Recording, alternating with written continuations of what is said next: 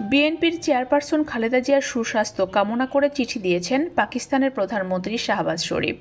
খালেদা জিয়াকে বাংলাদেশের রাজনৈতিক অঙ্গনে একজন মহান চরিত্র উল্লেখ করে চিঠিতে শাহবাজ শরীফ বলেছেন, জনসেবার প্রতি খালেদা জিয়া যেভাবে নিজেকে উৎসর্গ করেছেন তা অনেকের কাছে অনুপ্রেরণার উৎস।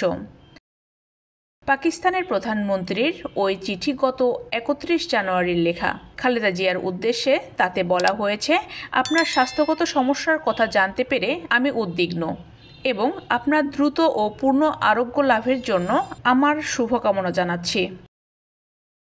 খালেদা জিয়ার রাজনৈতিক জীবনের প্রসঙ্গে চিঠিতে শাহবাজ শরীফ বলেন, বাংলাদেশের রাজনৈতিক অঙ্গনে আপনি একজন গুরুত্বপূর্ণ ব্যক্তি।